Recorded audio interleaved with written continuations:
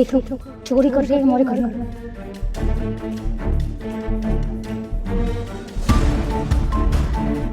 इसको तुमने नहीं देखो अभी नहीं, बाद में।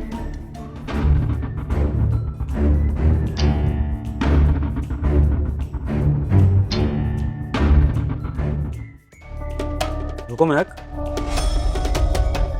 क्या हो गया भाई? तुम्हारे मालिक सामने बैठे हैं और इग्नोर करके जा रही हो बाहर?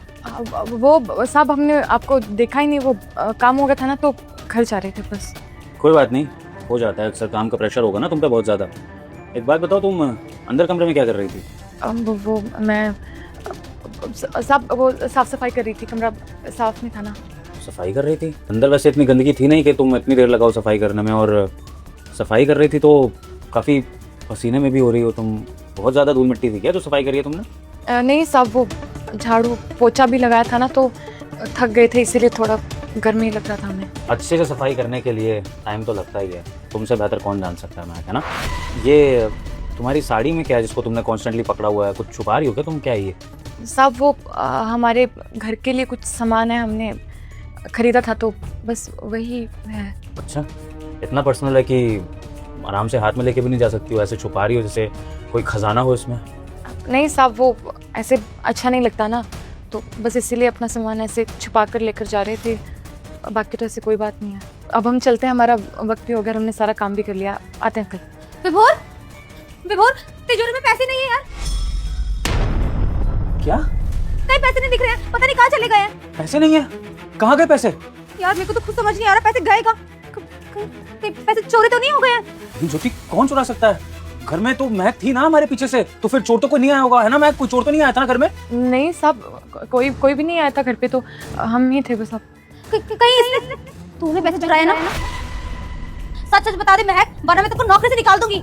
देखो कितनी भोली बन रही है, इसके अलावा कोई और है यहाँ पे? महक, क्या तुम्हारी मालकिन ठीक बोल रही है? ऐसा हो सकता है कि तुमने चोरी करी हो? हम क्यों चोरी करेंगे भला? मालिक मेम साहब, हम आपके घर पे इतने सालों से काम करते आए हैं, आज तक कोई चोरी नहीं हुई है हमारे रहते हुए। यहाँ कोई और काम नहीं करता तेरे अलावा, तो कौन आएगा?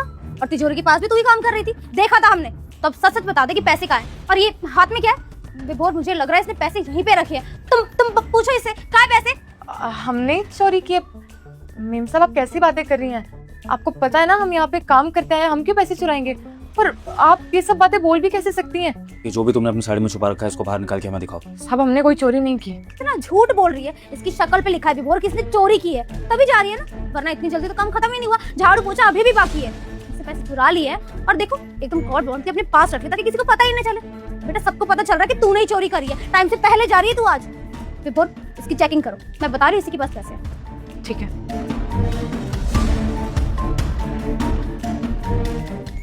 ये रहे आपके पैसे। देख लिया, ज्यादा भरोसा करते हो ना तुम लोगों पे, सर पे चढ़ गई है। हमारी तिजोरी खाली कर दी, ऊपर से अकड़ तो देखो, पैसे ऐसे रख रही जैसे इसके पैसे हो। शर्म कर ले तू, हमारे यहाँ इतने टाइम से काम कर रही है, एक बार भी ये नहीं सोचा कि तेरे मालिक को कितना बुरा लगेगा, कितना भरोसा करते हैं तुझ पे। अगर आपको काम से निकालना था ना तो सीधा सीधा बोल देते, ये झूठ बोलकर हमें नौकरी से निकलवाने की कोई जरूरत नहीं थी आपको। छोटी, ये किस तेवर से चली गई? एक तो उसने हमारे घर में चोरी करी, हमने इसको रंगे हाथों पकड़ा, और क्या ये माफी मांगने की जगह हमें एटीट्यूड दिखा के चली गई। क्या मतलब था इसके बोलने का कि अगर ऐसी नौकरी से निकालना तो निकाल देती? ये दिखा रही होगी ना कि पकड़ी गई हूँ, वैसे तो सीधे सीधे जा सकती थी। अब इसको पता चल गया कि मालिक ने पकड़ लिया है तो पैसे निकाल के रख देती हूँ, क्या पता दोबारा काम पे रख ले। गरीब लोग ना ऐसे ही होते हैं, बस भरोसा जीतना आता है इनको। तुम चिंता मत करो, मैं हूँ ना, मैं दूसरी काम वाली रखूंगी। तुम आराम करो, पैसे तो आ ही गए, मैं चाय बना के लेकर आती हूँ तुम्हारे लिए, ठीक है ना?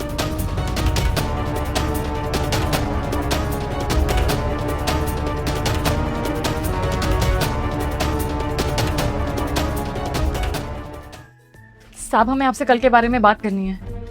कल का तमाशा काफी नहीं था क्या जो आज तुम्हें और मुझसे बात करनी है? देखो मुझे तुम्हारी कोई सफाई नहीं सुननी है महक, मैंने बहुत भरोसा किया था तुम पर, अपनी छोटी बहन की तरह तुम्हें मानता था और तुम्हारी इज्जत करता था। ये सोच भी नहीं सकता था कि तुम थोड़े से पैसों के लिए इतना लालच करोगी।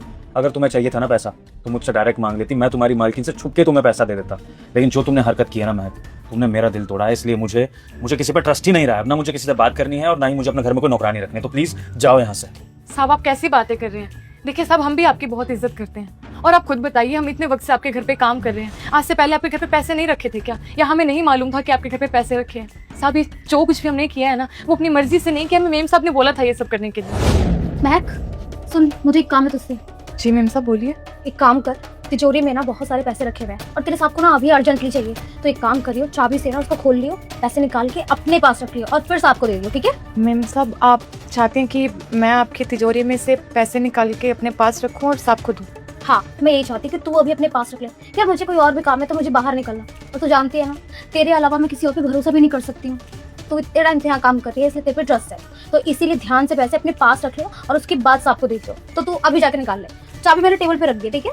ठीक है मेम साहब, मैं निकाल लूंगी पैसे। हाँ, अभी उनको चाहिए ना, अभी उनको जाना है, तो इसलिए तू अभी चली जा। ठीक है मेम साहब।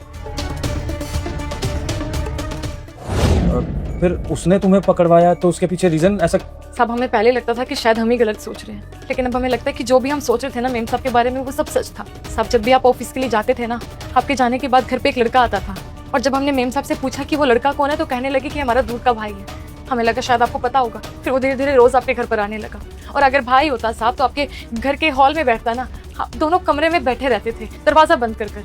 और फिर जब उन्हें लगने लगा कि मैं इस चीज़ पर ध्यान देने लगी हूँ, शायद वो डर गई होंगी और उन्हें लगा होगा कि शायद मैं कभी आपको इस बारे में बता दूँ, इसलिए उन्होंने ये सब किया। साहब हमने कोई चोरी नहीं किया, जो भी किया मेम साहब के कहने पर किया। और अगर आपको हमारी बात पर भरोसा नहीं है ना साहब, तो अब आप जाइए ना, हम यकीन के साथ कह रहे हैं अभी भी वो लड़का ना आपके घर में ही बैठा होगा, आपको पता चल जाएगा कि कौन सच बोल रहा है कौन झूठ। महक, मैं जब तक ये चीज़ अपने आंखों से नहीं देख लूँगा इस बात पर बिलीव नहीं करूँगा, चाहे तुम कितने सालों से काम क्यों ना कर रही हो। चलो तुम दिखाओ मुझे, मैं तभी देखता हूँ सच्चाई क्या है। ठीक है साहब चलिए। मेम साहब तू यहाँ क्या कर रही है? निकाल देना काम से, अब निकल। आपने मुझे नौकरी से क्यों निकलवाया? अगर आपको मुझे काम से निकालना था तो सीधा सीधा बोल देती ना, जो साहब के सामने मुझे गलत क्यों बनाया आपने? तो क्या करती? देख मेरे पास ना कोई और ऑप्शन नहीं था। अब तू सारा दिन यहीं रहती है, हम पे नजर रखेगी, क्या पता किसी दिन तूने साहब को जाके चुगली कर दी तो मैं क्या करती? इसीलिए मैंने प्लान बनाया ताकि तेरे साहब तेरे पे इतना शक करे कि तुझे इस घर से निकाल दे। और देख मेरा प्लान सक्सेसफुल हो गया और तू इस घर से निकल गई। बस यही चाहिए था मुझे। ज्योति, तुमने तो मुझसे कहा था कि हमें कभी परेशान नहीं करेगी, फिर आज ही कैसे आ गई? पता नहीं, बच्ची की तनख्वाह लेने आई होगी।